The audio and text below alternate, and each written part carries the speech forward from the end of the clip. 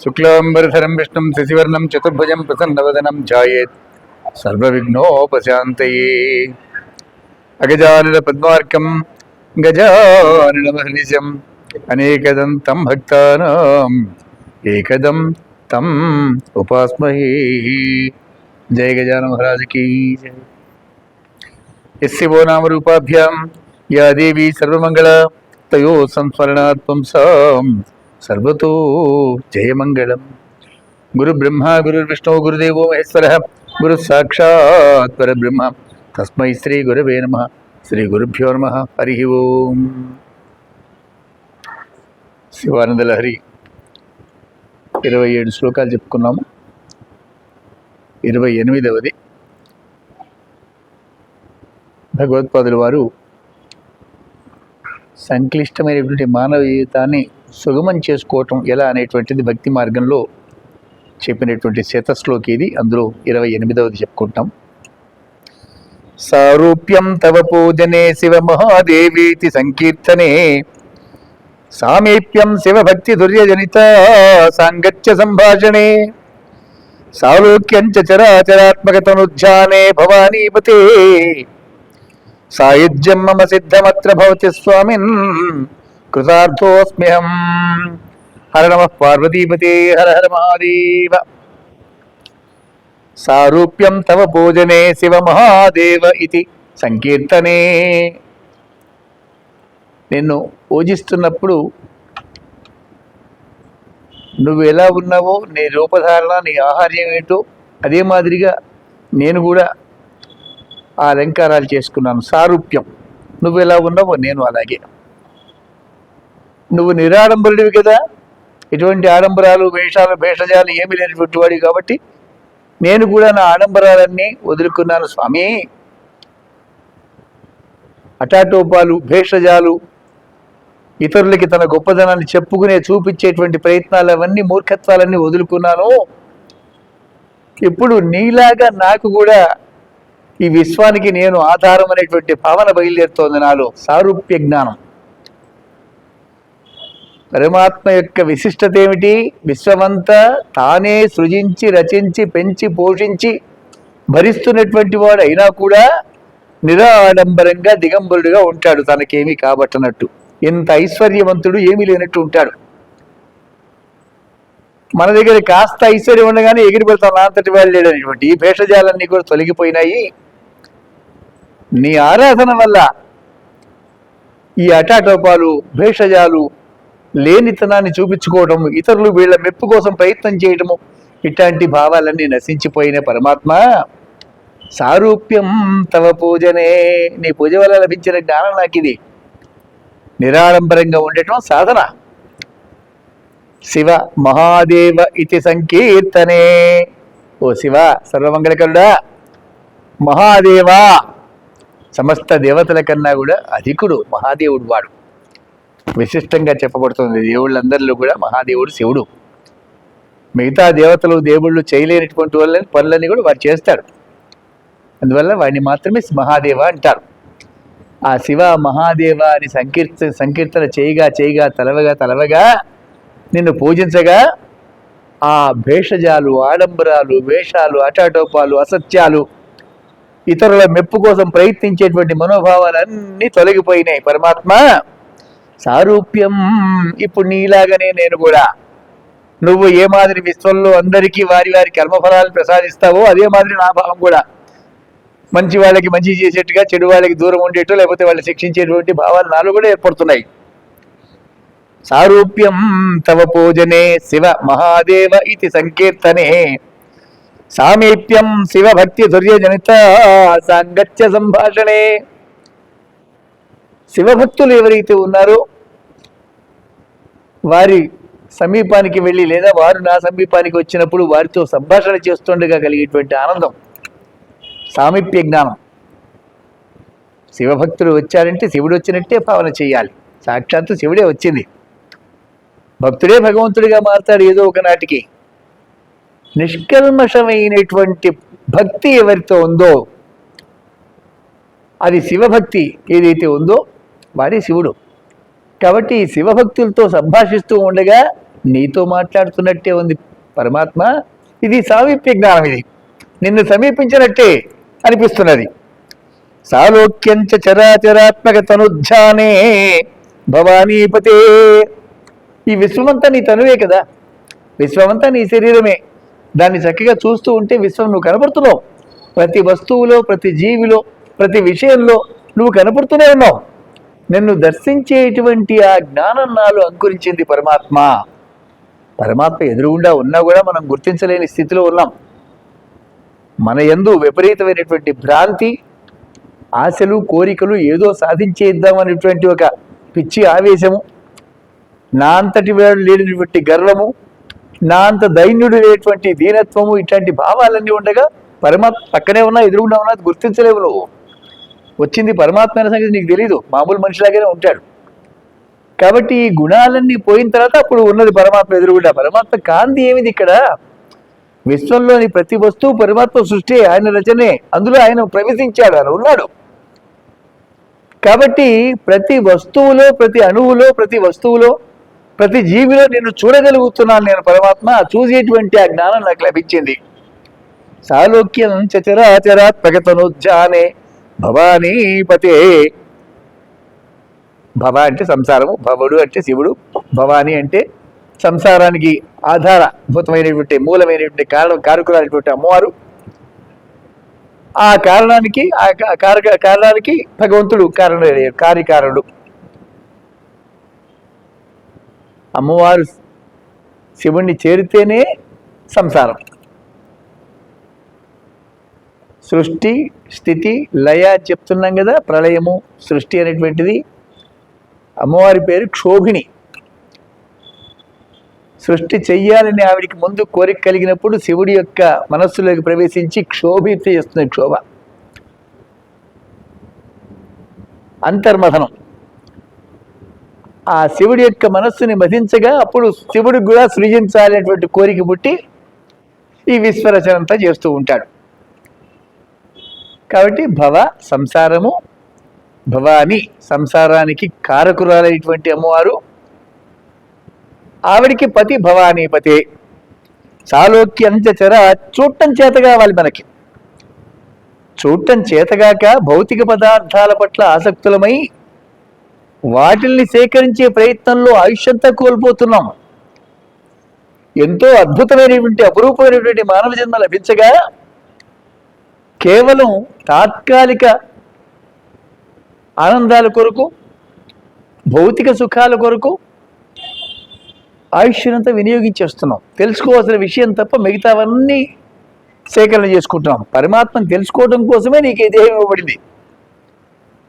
తిని పిల్లలు కానీ పడుకుని నిద్రపోయేందుకు ఈ దేహం అసలు ఈ దేహం ఒకటే. అది జీవుడు అన్ని దేహాల్లో ఒకే మాదిరే ఉంటాడు. ఆ శరీరానికి తగ్గట్టుగా భోగాలు ఉంటాయి. అన్నపానాదులు, నిద్ర, మైథునము సమస్త జీవరాశులకు సమానం. కాబట్టి కేవలం ఆ సుఖాల కొరకే అయితే మానవదేహం నీకు ఇచ్చి ప్రయోజనం ఏమిటి?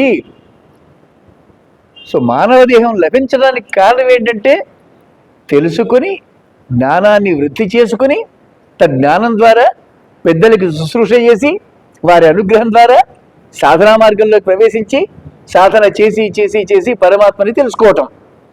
పరమాత్మ ఇక్కడే ఉన్నాడు, నీ పక్కనే, నీతోనే, నీలోనే, నీ వెంటే ఉన్నాడు. కానీ నీకు తెలియట్లే. ఆ తెలుసుకోవటం అనేది మార్గం. ఇది తెలుసుకుని వాడిని చేరుకోవటం అనేది నీ జీవితానికి గమ్యం. ఆ గమ్యస్థానాన్ని పక్కన పెట్టేసి ఇక్కడ ఏదో చేసేద్దామనేటువంటి నీ ప్రయత్నాలు ఇవన్నీ వృధా ప్రయత్నాలు. ఇవన్నీ కూడా ఎంతకాలమైనా ఎలాగ ఉంటుంది? కష్టపడతావు, తింటావు, పడుకుంటావు, లేస్తావు, అంతకన్నా ఏముండదు. ఏదో సాధించామని నీ విపులు కొట్టుకుంటావు, అంతకన్నా ఏముండదు ఇక్కడ. సో ఆ జ్ఞానం అంతరింద్రియాలన్నీ కూడా ఆ ఇంద్రియాల్లో ఎప్పుడైతే జ్ఞానం అంకురిస్తుందో అప్పుడు పరమాత్మ కనపడతాడు, నీకు వినపడతాడు. నీ పక్కనే, నీతోనే, నీ వెంటే, నీలోనే ఉన్నాడు. నీకు ఇప్పుడు చూడటం చేత కావట్లేదు. ఎప్పుడైతే నీలో జ్ఞానం అంకురిస్తుందో అడుగడుగున, అణువణువున వాడు కనపడతాడు. భవానీపతే సాలోక్యంచ చరాచరాత్మకతను. ఈ చరములు అచరములు అన్నీ కలిసి వాడి శరీరము. విశ్వంలో ఉండే చూడగలుగుతున్నావా? అది పరమాత్మ యొక్క శరీరంలోని ఒక భాగం నాయన. ఈ అనంత విశ్వం వాడి శరీరం కాబట్టి దాన్ని చూసేటువంటి జ్ఞానం నాలో అంకురించింది కాబట్టి నిన్ను చూడగలుగుతున్నాను. సాలోక్య జ్ఞానం అన్నాడు. సాయుధ్యం మమ సిద్ధమత్ర భవతి స్వామిన్ కృతార్థో అస్మ్యం. ఇక వాడిని తెలుసుకున్న తర్వాత వాడిని చేరుకోవటమే కదా సాయుధ్య జ్ఞానం. అది వాడిలోకి చేరటమే, అనంత విశ్వంలోకి నీ ఇంద్రియ జ్ఞానాలన్నీ లయం కావటమే మోక్షము, ముక్తి. ఇంద్రియాలు మళ్ళీ విశ్వం వైపు వెళ్లకుండా, విశ్వంలో ఉండే జడ పదార్థాల పట్ల ఆకర్షణ పొందకుండా, ఇంద్రియాల్ని చక్కగా కాల్చిన మేలివి బంగారంలాగా ఇంద్రియాలన్నీ తమ జడత్వాన్ని వదులుకుని చేతనత్వాన్ని పొంది నిత్య శాశ్వతుడు, నిత్య శుద్ధ బుద్ధ చైతన్య స్వరూపుడు ఇటువంటి ఆ పరమాత్మని చేరుకోవటమే సాయుధ్యము అంటారు. వాడిలోకి లీనమైపోవటం, జీవ బ్రహ్మ ఐక్య స్థితి. ఈ జీవాత్మ పరమాత్మలోకి ఐక్యమైపోవటం, లీనమైపోవటం. ఈ శ్వాసలు ఏవైతే గాలి లోపల సంచరిస్తుందో ఇది అనంతవాయువుల్లోకి లీనమైపోవటం. ఈ దృష్టి ఏదైతే పరమాత్మ ఈ విశ్వంలో సంచరిస్తుందో దృష్టి అంతా కూడా ఆ అనంత విశ్వంలోకి దృష్టిని లీనం చేసేయటం. చూపులు కనపడుతుంది, నువ్వు చూస్తున్న విశ్వం అంతా పరమాత్మనే, నీలోనూ బయట అంతాదే ఉంది. దాంట్లోకి నీ దృక్కుల్ని లీనం చేయటం అనేది. ఏదైతే శబ్దానందాన్ని పొందుతున్నావో ఆ శబ్దమంతా ఓంకార స్వరూపం, ప్రతిబింబాలు అవన్నీ కూడా. ఇలా ఇంద్రియాల్లో ఉండేటువంటి నిక్షిప్తమైన జ్ఞానం అంతా కూడా ఈశ్వర జ్ఞానమే, ఈశ్వరుని చేరుకోవటమే అనేటువంటి ఒక గమ్యం. అది సాయుధ్యం అన్నాడు. సారూప్యం తవ పూజనే శివ మహాదేవేతి సంకీర్తనే సామీప్యం శివభక్తి దుర్యనిత సాంగత్య సంభాషణే సాలోక్యంచ చరాచరాత్మక తనుధ్యానే భవానీపతే సాయుధ్యం మమ సిద్ధమత్ర భవతి స్వామిన్ కృతార్థో అస్మి అహం. సాయుధ్యం నిశ్చితమైంది. మనకు మనమే నిర్ణయించుకుంటున్నాం, నాకు మళ్ళీ పునర్జన్మ లేదు, దేహాలన్నీ కూడా దగ్ధమైపోయినాయి, జ్ఞానాగ్నిలో దగ్ధమైపోయినాయి రాబోయే దేహాలన్నీ కూడా, నా పురాకృత కర్మలన్నీ కూడా దేహాలుగా మారిపోతున్నాయి కదా, నా జ్ఞానాగ్ని వల్ల అవన్నీ దగ్ధమైపోయినాయి, దేహంలాదికి లేదు. కాబట్టి జీవుడు శరీరాన్ని వదిలిన తర్వాత ఎటుపోతాడు? ఇక దేహం ఉంటే దేహంలోకి వెళ్తాడు, లేదు, దేహం దగ్ధమైపోయింది కాబట్టి పరమాత్మలోకి ఐక్యమైపోతుంది. సాయుధ్యం అంటున్నాం మనం. అటువంటి ఆ సాయుధ్య స్థితి పొందగలుగుతాను, నిశ్చితమైపోయింది పరమాత్మ. సాయుధ్యం మమ సిద్ధం అత్ర సాయుధ్యం సిద్ధం. చక్కగా ఇక నా సాయుధ్యం సిద్ధమైపోయింది. స్వామిన్ కృతార్థ అస్మి అహం. కృతార్థున్నయ్యాను స్వామి. ఇంత ఎలా సాధ్యమైందంటే సారూప్యం తవ పూజనే శివ మహాదేవ ఇతి సంకీర్తనే. శివార్చన చేసేటప్పుడు శివుడిలాగా వేషధారణ చేసుకోవాలి, అలంకారం చేసుకోవాలి. భస్మ త్రిపుండ్రములు చక్కగా ధరించాలి, శరీరం అంతా కూడా భస్మాన్ని ధరించాలి. మిగతా భేషజాల ఆడంబరాలు, బంగారు నగలు అవన్నీ వేసుకోకూడదు, వ్యామోహం. అది ఇంకా అలా అవుతుంది శరీరం. అది భస్మాన్ని ధరించాలి. ధరించి ఏ కోరిక లేకుండా కూర్చోగలగాలి. ఏదైనా పూజ కానీ ధ్యానం కానీ చేద్దామని కూర్చునేసరికి ఎక్కడలేని కోరికలు బయటకు వచ్చేస్తాయి. పరమాత్మ నిన్ను పూజిస్తున్నాను కాబట్టి నాకు ఈ కోరిక తీర్చు అన్నట్టుగా ఉంటుంది మనసు యొక్క స్థితి. అవన్నీ నశించాలి. నిష్కారణంగా, నిస్వార్థంగా, నిర్మలంగా పరమాత్మని ఆరాధించేటువంటి ఒక సాధన చేయాలి చక్కగా. శరీరం మీద ఎక్కువ ఆభరణాలు, వస్త్రాలు, వేషాలు ఉండకూడదు, కేవలం భస్మం అలా ధరించి చక్కగా శివ మహాదేవ అంటూ మనస్సుతోనూ, నాలుకతోనూ, బుద్ధితోనూ అవి నామాలు పలకాలి. నాలుక మాత్రమే పలుకుతుంది, మనస్సు ఎక్కడో సంచారం చేస్తుంది. బుద్ధిలో కూడా ఆ చేయవలసిన పని ఎలా చేయాలని నిర్ణయం చేస్తూ ఉంటుంది బుద్ధి. మంత్రి కదా, మంత్రాంగం చేస్తూ ఉంటుంది. చేయవలసిన పనులన్నీ కూడా ఒక ఆర్డర్లో పెడుతూ ఉంటుంది మన బుద్ధి. బుద్ధి ఆ పని చేస్తూ ఉంటుంది, మనస్సు కొత్త ప్రాజెక్టులు తీసుకొస్తూ ఉంటుంది. నాలుక మాత్రం భగవన్నామం చెప్తూనే ఉంటుంది, చేతులు పువ్వులో అక్షంతలో వేస్తూనే ఉంటాయి. అన్ని విడివిడిగా జరుగుతున్న ఈ కర్మలు ఒకదానికి ఒకటి సంబంధం లేకుండా నువ్వు చేస్తున్నావే, ఫలితాన్ని ఇవ్వవు అవి. ఈ అన్ని ఇంద్రియాలు కలిసి ఒకే పని ఎప్పుడు చేస్తాయో అప్పుడు దాని ఫలితం లభిస్తుంది నీకు. చూస్తున్నావా పరమాత్మని? పరమాత్మని మాత్రమే చూడు. పూజ చేస్తున్నావా? ఆ నామం మాత్రమే నాలుకేందు, మనస్సు ఎందు, బుద్ధి ఎందు ఆ నామమే ప్రకాశించాలి. కాలాన్ని గుర్తించకుండా అయ్యో కాలం అయిపోతుంది, టైం అయిపోతుంది, అక్కడికి వెళ్ళాలి, ఇట్లాంటి ఆలోచన రాకూడదు. నెక్స్ట్ ఏమిటి అనేటువంటి ఆలోచన రాకుండా కూర్చోవాలి అక్కడ.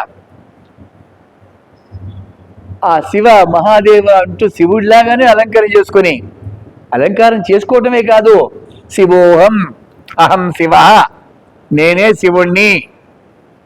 శివుడు లోపల, సర్వమంగళకరుడు లోపల ఉన్నాడు కాబట్టే ఈ విశ్వంలో అనేక కార్యాలు నేను చేయగలుగుతున్నటువంటి ఒక భావన రావాలి మనలో.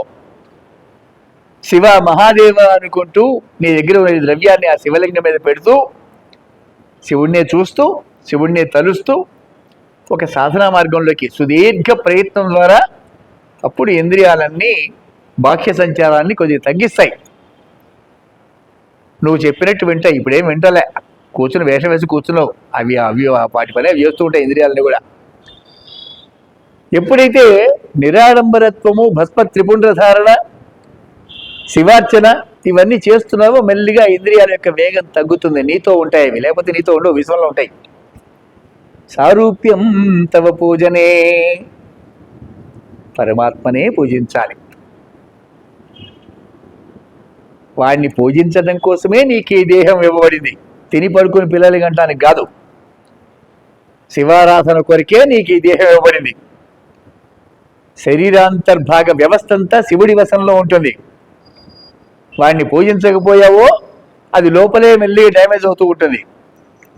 నువ్వు ఏ సుఖాలు ఈ లోకంలో ఈ శరీరంతో అనుభవించదలుచుకున్నావో కొంతకాలం తర్వాత ఆ సుఖాలన్నీ కూడా భీకరమైనటువంటి వ్యాధులుగా పట్టి పీడిస్తాయి. అప్పుడు తెలుస్తుంది నువ్వు సన్మార్గంలో ఉన్నావా, ధార్మిక వ్యవస్థలో ఉన్నావా, పరమాత్మని ఆరాధించేటువంటి క్రమం గురువులని తెలుసుకున్నావా. చక్కగా అంతర్గత వ్యవస్థ డ్యామేజ్ అవ్వకుండా తుది శ్వాస వరకు నీ సంకల్పానికి అనుగుణంగా పనిచేస్తాయి ఇవన్నీ కూడా. పరమాత్మ కాదు నా చదువు, నా తెలివితేటలు, నా డబ్బు, నా బలం, నా రాజకీయ బలం, నా అంగబలం ఇవన్నీ అనుకుని విర్రవీగావా, బాగానే నడుస్తుంది. అప్పుడు తెలీదు లోపల ఉండేటువంటి ఇంద్రియ వ్యవస్థ అంతా కూడా కుళ్ళిపోతుంది. ఒకనాటికి వృద్ధాప్య దశ వచ్చేసరికి అప్పుడు మొదలవుతుంది అటాక్ అనేటువంటిది. సో అటువంటిది ఏది లేకుండా శివారాధన చేయటం ద్వారా మనస్సు, శరీరము, బుద్ధి, దేహము అన్నీ కూడా నిర్మలంగా చక్కగా ప్రకాశిస్తాయి ఈ లోకంలో. సామీప్యం శివభక్తి దుర్యజనిత. ఇక శివభక్తులు కనిపించినప్పుడు సాక్షాత్తు శివుడు వచ్చినట్టుగానే భావించాలి. శివలింగాన్ని ఎలా పూజ చేస్తున్నావో వాళ్ళను కూడా అలాగే పూజించాలి. జంగమదేవర్లు అంటారు, నడిచేటువంటి శివుడు అది కదలకుండా ఉంది, నిరాకార స్వరూపం లింగం అనేటువంటిది. ఇది కదులుతున్న శివుడు కాబట్టి ఆ శివభక్తుల్ని షడావరణలు, అష్టావరణలు షడావరణలు అంటారు. ఆరు ఆవరణల్లో ఆ శివభక్తుల్ని శివుడిని పూజించినట్టే పూజించే విధానం శైవాచారాలు చెప్తున్నాయి. సామీప్యం శివభక్తి జనిత సాంగత్య సంభాషణే, శివుడితో మాట్లాడుతున్నట్టే భావన ఉండాలి. వీడు మా పక్కింటి సుబ్బారావు అనుకోవద్దు, వాడు చక్కగా శివారాధన చేస్తున్నాడు, భస్మ త్రిపుండాలు ధరించాడు, నిష్కల్మషంగా ఉన్నాడు. సో శివుడే. భావన చేయగా చేయగా చేయగా నువ్వు శివుడిగా మారుతావు. ఆయన భావనే ప్రధానం ఇక్కడ. పేడ పురుగు చిన్నగా ఇంత ఉంటుంది, ఆ పేడ ముద్దల్ని గుండ్రంగా చేసి దొల్లించుకు పోతుంటే చూడండి. తుమ్మెద దాంట్లో స్త్రీ జాతి ఉండదు, పువ్వులే అక్కడ. ఆ పువ్వుల మీద ఉండే చేని తీసుకోవడము, ఆ పువ్వుని తీసుకెళ్ళి ఇంకో దాన్ని పెట్టడము, దాని ట్రాన్సాక్షన్లన్నీ ఆ మాదిరిగా ఉంటాయి. కానీ మరి దాని పునఃసృష్టి ఎట్లా అన్నప్పుడు ఇదిగో ఈ పేడ పురుగుని పట్టుకెళ్ళి తనలాగానే ఉంటుంది రూపం, అది పట్టుకెళ్ళి అక్కడ ఒక చోట పెట్టి దాని చుట్టూ తిరుగుతుంది జొంకారాలను చేసుకుంటూ. చేయగానే అది భయం కొద్దీ దాన్నే చూస్తూ, ఆ తొమ్మిదినే చూస్తూ, ఆ నాదాన్ని వింటూ, చూస్తూ వింటూ చూస్తూ వింటూ మెల్లిగా అది తొమ్మిదిగా మారుతుంది. సారూప్యం. నువ్వు కూడా అంతే. శివుణ్ణి ఆరాధన చేయగా చేయగా చేయగా ఆ మంత్రం పలుకుతూ వింటూ శివుణ్ణి చూస్తూ చూస్తూ పలుకుతూ వింటూ మెల్లిగా నువ్వు శివుడిగా మారిపోతావు కొంతకాలానికి. అప్పుడు జనం నిన్ను పూజిస్తారు, నీలో శివుడు వాళ్ళకి కనపడతారు, నీకు తెలియదు ఆ సంగతి. సారూప్య జ్ఞానం. నిష్కల్మషంగా నిష్కారణంగా శివారాధన ఎవరైతే చేస్తున్నాడో కొంతకాలానికి వాడు శివుడిగా దర్శనమిస్తాడు అందరికీ. నీలకంఠాచార్యులు, శంకర భగవత్పాదుల వారు వీళ్ళంతా శివారాధన చేసి ఇప్పుడు పూజింపబడుతున్నారు జనం చేత. శివుడే శివస్వరూపం అంతా కూడా. సామీప్యం శివభక్తి ధుర్యనిత సాంగత్య సంభాషణే సాలోక్యంచ చరాచరాత్మక తనుధ్యానే భవానేపతే. యావత్తు విశ్వమంతా వాడు సృజించిందే. తత్సృష్ట్వా తదేవానుప్రవిశ తదనుప్రవిశ్య. యావత్తు విశ్వాన్ని సృజించి దాంట్లోకి తాను ప్రవేశించి విశ్వంలో ప్రతి అణువులో కూడా మళ్ళీ విశ్వాన్ని తన గర్భంలో దాచుకున్నాడు వాడు. ఇది ఒక పట్టాన్ని అర్థం కాదు మనకి. ఇంత అనంతమైన విశ్వాన్ని సృజించి విశ్వంలోని ప్రతి అణువులో తాను ప్రవేశించి ఈ అనంత విశ్వాన్ని తన గర్భంలో దాచుకున్నాడు. అందుకని హిరణ్య గర్భుడు అంటారు ఆయన. ఇది ఇంకెవరి వల్ల కాదు, పరమాత్మ వల్ల మాత్రమే అవుతుంది.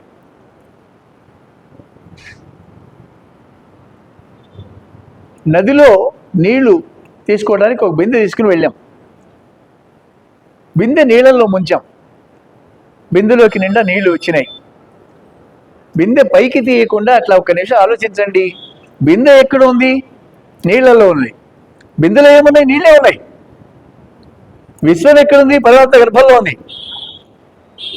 పరమాత్మ ఎక్కడున్నాడు? విశ్వంలోనే ఉన్నాడు. సాధన చేయగా తెలుస్తుంది పరమాత్మ యొక్క స్థితి ఏంటనేటువంటిది.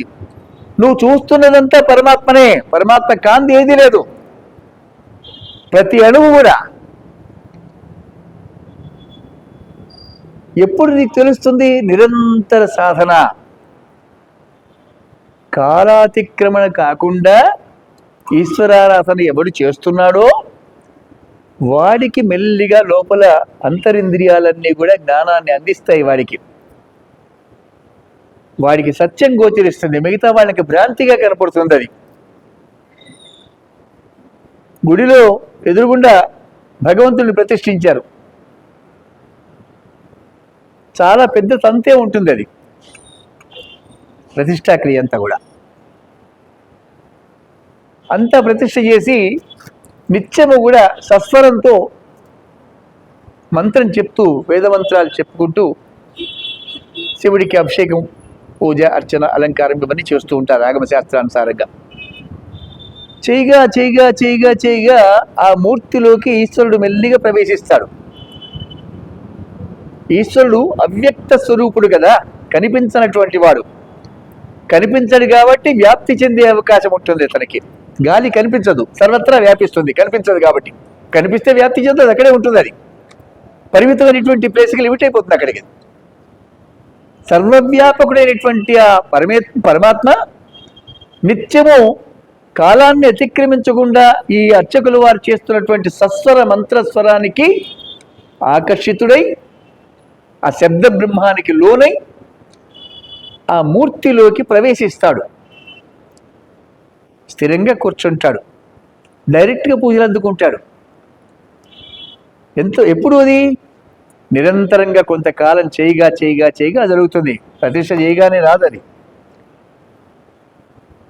ఇది చూడటానికి మనకి కూడా అంతే జ్ఞానం కావాలి. మామూలుగా ఎప్పుడో అప్పుడు ఒకసారి వచ్చి గంట కొట్టి దేవుడికి నమస్కారం చేసి ప్రదర్శన చేసే వాళ్ళకి కనపడదు, రాయే కనపడుతుంది అక్కడ. నిరంతరం దేవాలయానికి వచ్చి పరమాత్మను తదేక దృష్టితో చూసేవాడికి ఈశ్వరుడు కనపడతాడు ఆ లింగంలో. నీకు చూడటంలో ఉంది. దృష్టిలోపం పెట్టుకుంటే ఏం ప్రయోజనం? గుడ్డివాడికి చక్కటి అందమైనటువంటి బొమ్మ తీసుకొచ్చి ఇంత బాగుంది బొమ్మ అంటే వాడికి ఏం తెలుస్తుంది? తెలియదు, కనపడదు. నువ్వు భౌతిక ప్రపంచాన్ని చూడగలిగేటువంటి భౌతిక నేత్రాల్లోనే నీకు. కానీ దీని వెనక ఇంత విశ్వాన్ని ఎవరు నడుపుతున్నారు? కర్త లేకుండా ఉండదు కదా కార్యం. ఎవరు ఇంత విశ్వాన్ని నిర్వహిస్తున్నారు? అనంత శక్తి వారికి ఎలా వచ్చిందో, వారు ఎలా ఉంటారో వాడిని చూడటానికి నీ మనోనేత్రం ఓపెన్ అవ్వాలి, తెలుసుకోవాలి, జ్ఞాననేత్రం తెరవాలి. అప్పుడు నీకు ఆ లింగం శివుడు కనపడతాడు. అక్కడ మిగతా వాళ్ళకి రాయే కనపడుతుంది. అంతో ఇంతో భక్తి ఉంది కాబట్టి చెంపలు వేసుకోవడం, తీర్థం పుచ్చుకోవడం, గుంజీలు తీయటం, ప్రదర్శనలు చేయడం చేస్తూ ఉంటాం. మనం చూడటం చేత అవ్వాలి. ఎప్పుడైతే నువ్వు చూడటం నేర్చుకున్నావు పరమాత్మని, నీకు అంతటా వాడే కనపడతాడు. వాడు లేని చోటు ఎక్కడా లేదు, అంతటా వాడే కనపడతాడు. ఎప్పుడైతే వాడిని చూడగలుగుతున్నావో సాయుధ్యం మమ సిద్ధం అత్ర, సాయుధ్యమే, వాడిని చేరుకున్నావు నువ్వు. వాడు కనపడుతున్నాడు, నీకు మాత్రమే కనపడుతున్నాడు, వేరే ఎవరికి కనపడరు. నువ్వు ఆ మార్గంలో ఉన్నావు కదా. నీ సాధన, నీ నిష్కల్మషం, లోకల్లోంచి ఎవరిని మోసం చేయకూడదు, ఎవరిది నువ్వు తీసుకోకూడదు, ఎవరిది అనుభవించకూడదు. ముందు ఇది నియమం. ఈ లోకల్లో నీలాగే వాళ్ళు కూడా వాళ్ళ కర్మఫలానుసారంగా వచ్చి జీవిస్తున్నారు, ప్రయత్నాలు చేస్తున్నారు, సాఫల్య వైఫల్యాలు ఎదుర్కొంటున్నారు. అందరూ నీలాగే ప్రయత్నాలు చేస్తున్నారు. నీ తెలివితేటలతో వాడిని మోసం చేసే ఆలోచన ఉంటే నీకు పరమాత్మ ఎప్పటికీ కనపడడు. ముందు అంతఃశుద్ధి ఉంటే తప్ప ఇవన్నీ సాధ్యం కావు. పరమాత్మ ఎప్పటికీ కనపడవు. నువ్వు రాళ్ళనే పూజిస్తావు, చెట్ల చుట్టూ తిరుగుతావు, అంతకుమించి ఏం చేయవు.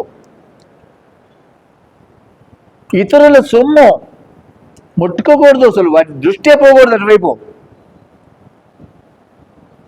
మితభాషత్వం, తక్కువ మాట్లాడాలి, అనవసరంగా మాట్లాడకూడదు. ఇద్దరు వ్యక్తులు కలిసినప్పుడు మాట్లాడేది మూడో వ్యక్తి గురించే. కామన్, అది సాధారణమైపోయింది. మూడో వ్యక్తి గురించి ఏం మాట్లాడతారు? వాడి మీద కొండ చెప్పుకోవడమే, చాడీ చెప్పడమేగా. వాడు అట్ట చేశాడు, వీడు ఇట్ట చేశాడు. వాడి గురించి చరిత్రగా వాడు కొన్ని వీడు కొన్ని ఇద్దరు కలిసి వాడి గురించి చెప్పుకుంటూ ఉంటారు. వాడు చేసిన పాపాలన్నీ వీళ్ళకి షేర్ వచ్చేస్తుంది, వాట. వాడిని తెలుస్తున్నావుగా, వాడు చేసిన పాపాలు వాటా తీసుకుంటాను. వాడి గురించి ఎందుకు మాట్లాడతారు? మీ ఇద్దరి గురించి మాట్లాడుకోండి. నువ్వు ఈ తప్పు చేశారా అని ఎదురుగుండా ఎందుకు చెప్పలేకపోతున్నావు? ముఖప్రీతి మాటలు ఎందుకు అలవాటు చేసుకున్నావు నువ్వు? ఎదురుగుండా మనిషి కనబడితే బాగున్నారండి, చూసి చాలా కాలం అయింది మళ్ళీ ఎలా ఉన్నారంటూ ముఖప్రీతి మాటలు నవ్వుకుంటూ నమస్కారం చేస్తారు. వాడు వెళ్ళగానే వాడు తిడతారు.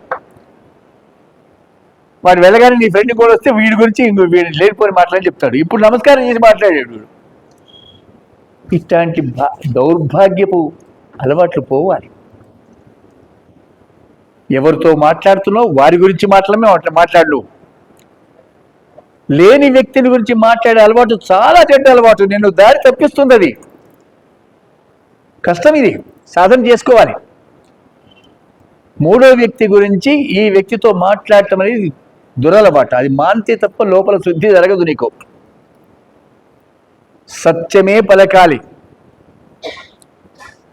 సత్యం బృహద్రుతం, సత్యము అనంతమైనటువంటి వృద్ధి, వృతము సన్మార్గం అన్నమాట, రుజుమార్గం, యజ్ఞము, ఇవన్నీ పృథివీం ధారయంతి. ఈ భూమి సత్యాన్ని ధరిస్తుంది, రుజుమార్గాన్ని, యజ్ఞాన్ని, గోవుని, ఇవి ధరిస్తున్నవి. ఇవన్నీ కూడా సానో భూతస్య భవిష్య, అవి నాకు భూత భవిష్యత్ వర్తమానాలని కూడా నాకు శుభాన్ని కలిగించుగాక అంటూ మంత్రాలు చెప్తున్నాయి మనకి. నువ్వు ఎప్పుడైతే సత్యవంతుడుగా మారతావో అప్పుడు ఈ లోకంలో పరమాత్మ సంచార స్థానాలన్నీ నీకు కనపడతాయి. నీలో బోల్డ్ కల్మషాలు పెట్టుకుంటే కనపడు వాడు. కాబట్టి ఎప్పుడైతే నువ్వు సన్మార్గంలోకి వచ్చి పెద్దల శుశ్రూష చేస్తేనే నీకు తెలుస్తాయి ఇవన్నీ. సేవ చేయాలి. ప్రతి పనికి నువ్వు రేటు నిర్ణయించేసావు కదా, డబ్బులు ఏం లాభం నాకు అనుకున్నంతకాలం తెలియదు ఇవన్నీ కూడా. నాకేం లాభం అనుకునేటువంటి వాడు ఏమీ సాధించడు.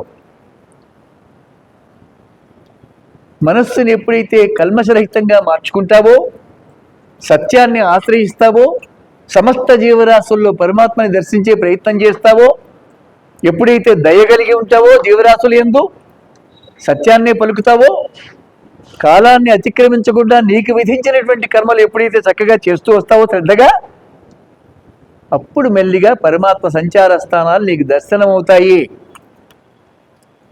భగవంతుడు ఉన్న చోటికి నువ్వు వెళ్తున్నావు ఇప్పుడు, కానీ నువ్వున్న చోటికి పరమాత్మ వస్తాడు. అది రహస్యం అక్కడ. సారూప్యం తవ పూజనే, నిన్ను పూజిస్తూ ఉంటే నీలాగా నేను మారుతాను. భ్రమరకీట న్యాయం.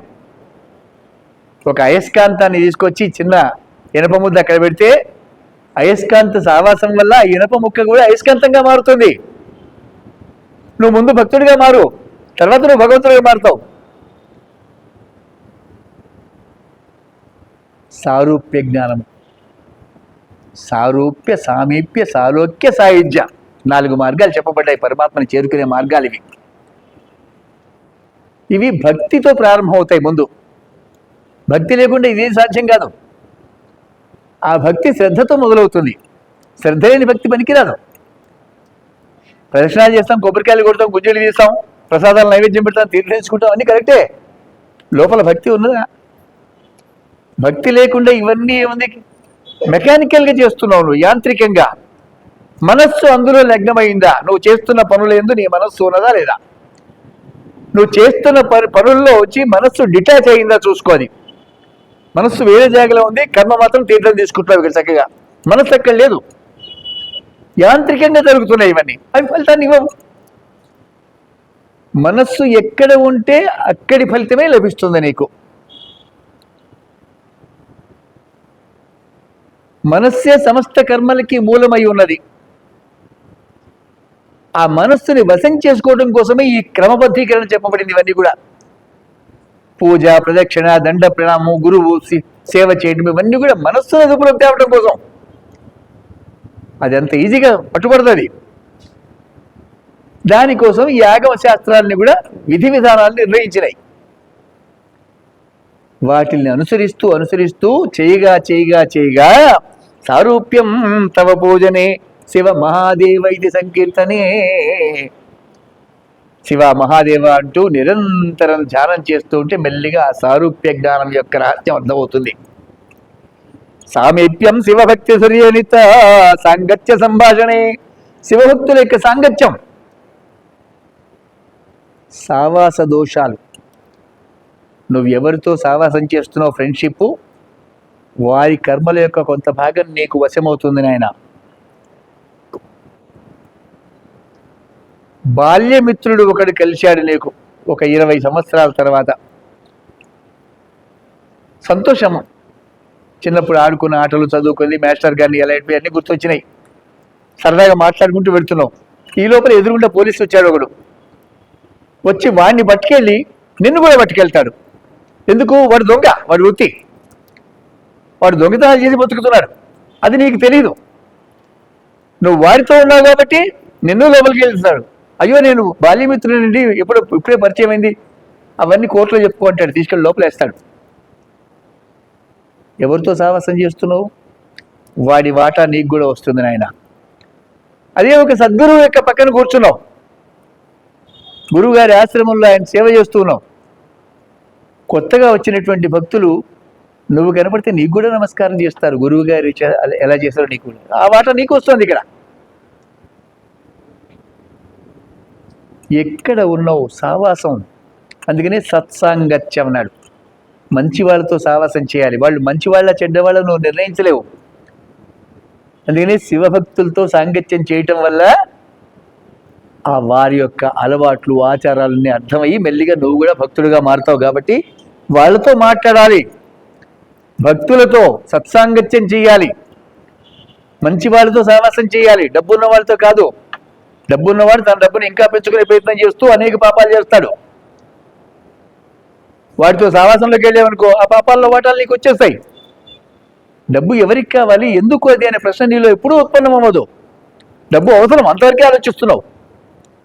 అది పెరిగే కొద్దీ ప్రమాదం, నిన్ను పిచ్చివాణిగా మారుస్తుంది. అది ఎంత ఉండాలి అంతే ఉండాలి, అంతే మించి ఉండకూడదు. డబ్బు అవసరం మాత్రమే.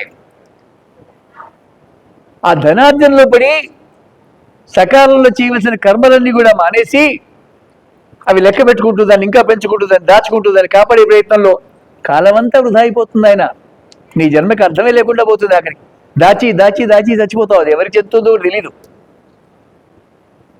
అందుకని సత్సాంగత్యం అన్నాడు. మంచి వాళ్ళతో సావాసం చేయి. మానవ జన్మ అపురూపమైన జన్మ వచ్చింది నీకు. ఈ దేహం ఉండగా నువ్వు ప్రయత్నం చేయాలి. వేరే దేహంలో ఉన్నామంటే ఏం చేయలేవు. ప్రయత్నానికి అనుకూలమైన దేహం ఇది. ఏమైనా సాధన చేయి. యోగ సాధన చేస్తావా, మంత్రాలతో పూజ చేస్తావా, తపస్సు చేస్తావా, ఏం చేస్తావు? అన్నిటికీ అనుకూలమైన దేహం ఇది. ఇది పోతే మళ్ళీ రాదు నాయన. ఇది ఉండగానే తెలుసుకోవాలి సత్యాన్ని. ఆ సత్యమే పరమాత్మ. వాడిని తెలుసుకోవాలంటే సన్మార్గంలో వస్తేనే తెలుస్తుంది, తెలీదు. కాబట్టి సత్సాంగత్యం ద్వారా చక్కగా ఒక క్రమం అలవాటు అవుతుంది నీకు. సాలోక్యంచ చరాచరాత్మకతనుజ్జానే భవానీపతి. ఎప్పుడైతే ఈ దుర్గుణాలన్నీ తొలగిపోయి సద్గుణాలు ఏర్పడ్డాయో, కాలం యొక్క విశేషత గుర్తించావో, ఏ కాలంలో పరమాత్మ ఏ మాదిరిగా ప్రకాశిస్తున్నాడని తెలుసుకున్నావో, అప్పుడు సాయుధ్యం మమ సిద్ధమత్ర భవతి స్వామిన్ కృతార్థోస్మ్యం. సాయుధ్యం సిద్ధం.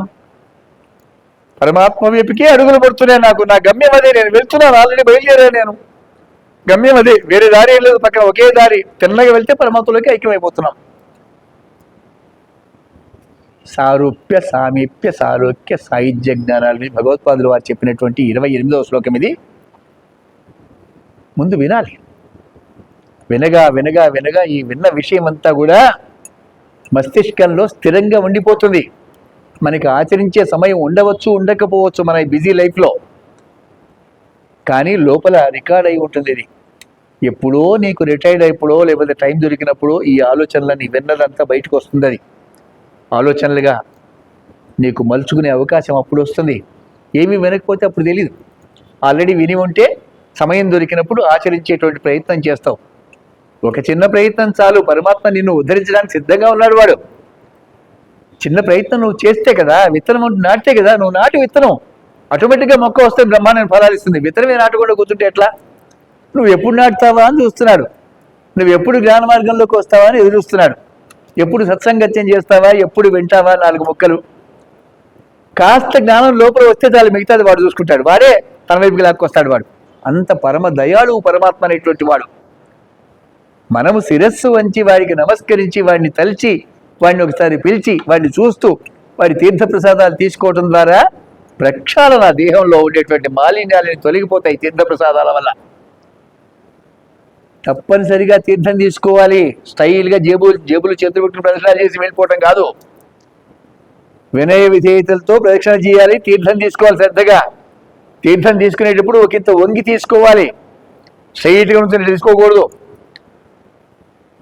ఆ తీర్థ ప్రసాదాల వినియోగం వల్ల శరీరాంతర్గత మాలిన్యాలని కూడా నశించిపోతాయి. నాడులు చైతన్యాన్ని పొందుతాయి. చేతనత్వాన్ని పొందిన నాడులు సత్యాన్ని గుర్తిస్తాయి. అది దాని మార్గం. అది సూక్ష్మంగా ఉంటుంది.